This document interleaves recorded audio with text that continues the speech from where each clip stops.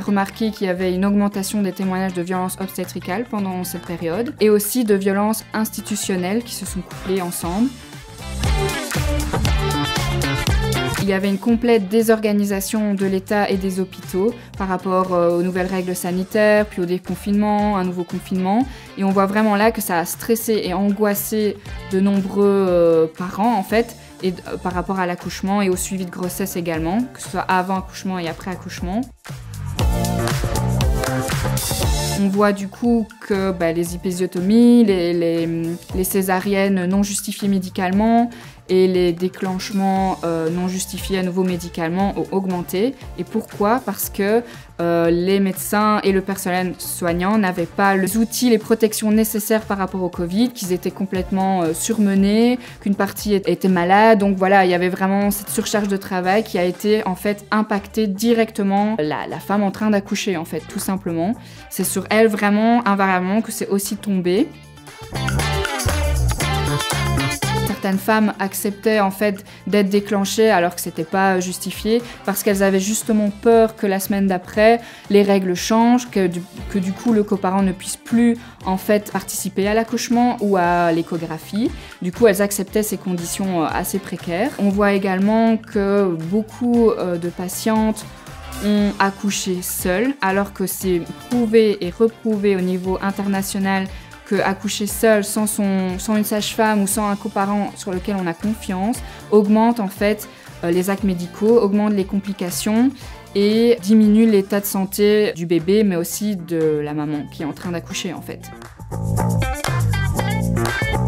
Il y avait aussi des violences institutionnelles qui se couplaient, c'est-à-dire que liées à cette désorganisation, ces règles complètement changeantes qui parfois étaient différentes d'un hôpital à un autre, on voyait que d'un coup le masque durant l'accouchement, alors que c'est un effort physique et émotionnel très grand, on obligeait le masque alors que c'était pas forcément justifié du fait typiquement de la transpiration. On voit qu'avec le Covid et la transpiration, ça protège pas du tout en fait de porter le masque à ce moment-là. Il y a eu même des cas en fait d'évanouissement parce que le fait de devoir respirer, de prendre des grandes respirations, de pas pouvoir avec le masque a vraiment causé des problèmes de santé en plus pour certaines patientes. Il y a vraiment beaucoup d'exemples de ce type-là.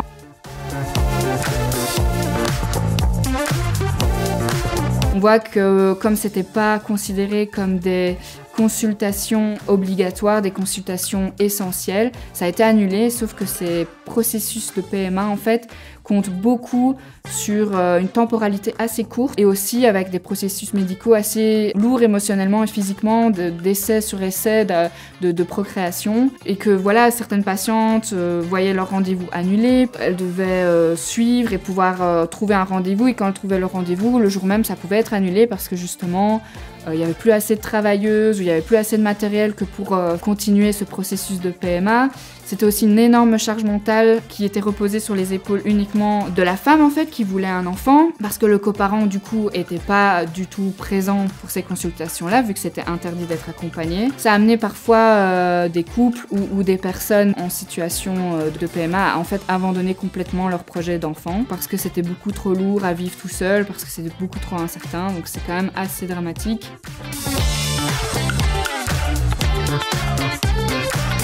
Les suivis de grossesse avant et après accouchement durant la période Covid ont été complètement désorganisés et pour un mal vraiment, parce qu'on le voit dans nombreuses études, le premier coup qu'une femme peut recevoir au sein d'un couple, c'est lorsqu'elle est enceinte. En fait.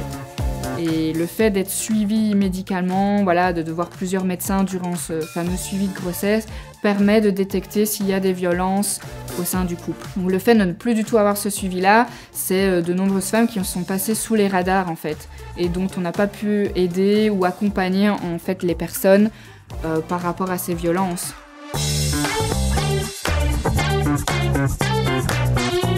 Les suivis postpartum, comme on dit, après l'accouchement, qui sont aussi catastrophiques pour certaines d'entre elles, c'est-à-dire de montrer comment faire le bain à l'enfant, quels sont les gestes à poser ou pas pour l'enfant, sont hyper importants pour certaines personnes. Les études montrent notamment des personnes en situation de précarité, d'accompagner en fait ces gestes-là et de montrer.